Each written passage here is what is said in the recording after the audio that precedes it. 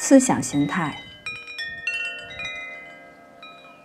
思想形态是通过我们的心智，在心智层面所创造的以太图像、形态或者模式。这有点像是时刻，如果没有情感能量的施加，思想形态会很快的消失。真正的思想是所有思想形态的生命法则。当真正的思想，或者说其生命力的本质消失的时候，思想形态会在心智的海洋当中像尸体一样存在一段时间，然后消失瓦解。所有的物质形态都是来自思想形态。这里的图是那些拥有灵性视力的人对不同思想形态进行的观察所画下来的图像。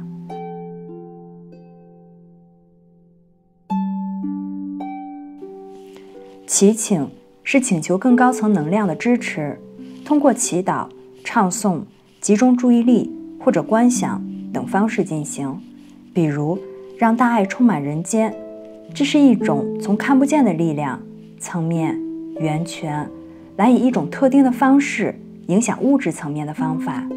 图15中这种思想图案代表虔诚的前进。思想形态一书的作者 Leadbeater 把这种思想图案描述为高度虔诚的闪耀宝塔，他把其描述为一种深深的根植于事实的宏伟情感表达。可以展示出如此清晰刻画的思想形态的人深深的信任自己，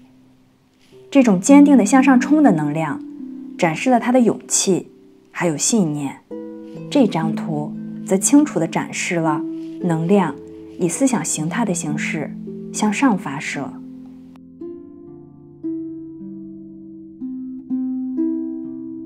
唤醒则是能量或者灵魂对祈请，也就是有目的的呼请的回应。图17展示了对祈请，也就是图15中所进行的回应，它是一种向下倾泻的光的形式。思想形态一书的作者 Leadbeater 指出，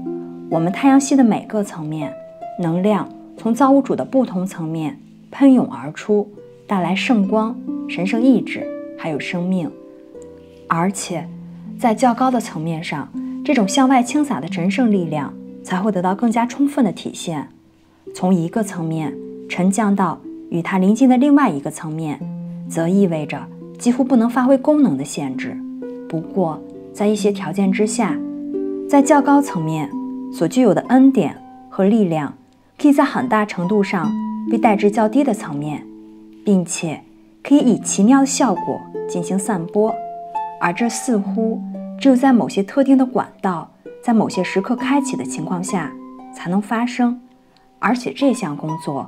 只能通过我们在较低层面的努力才能达成。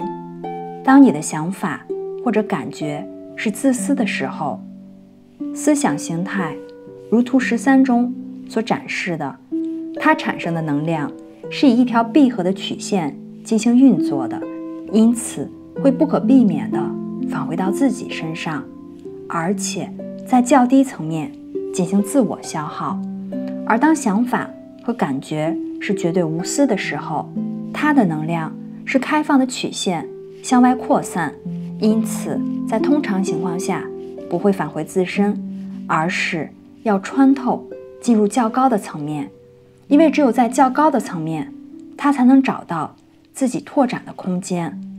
而且在这种突破发生的时候，这样的想法或者感受打开了一道与自身能量相匹配的穿越维度的大门，这是一种象征性的说法，从而形成了一条必要的管道，让神圣恩典的力量得以从较高的层面，也就是较高的维度，倾洒到较低的层面，也就是较低的维度，而且产生了美妙的效果，不仅仅对思考者本身大有益处，对其他人也有很多好处。图17则象征着对祈请的回应，并且暗示了一个伟大的真理，也就是当这样的通道被提供出来的时候，来自更高层面的无限的力量总是会准备好喷涌而出，就好比打开大栅的闸门时，水总是会倾泻而出，一样的道理。神圣能量沉降下来的结果，可以极大的加强和提升打开通道的人，通过它得以传播最强大和最仁慈的影响。这种效果常常被称作对祈请的回应，而且归因于天意的特殊干预，而不是来自这种伟大的亘古不变的神圣法则的完美运作。上面描述的能量交换过程与灵魂的祈请同时发生，在较低维度进行能量的发射，可以创造出一个通道，让较高维度的光和灵性的能量得以进入。在水瓶座时代，祈请和唤醒的科学将会是与神圣和更高维度的力量进行交流的主要方法。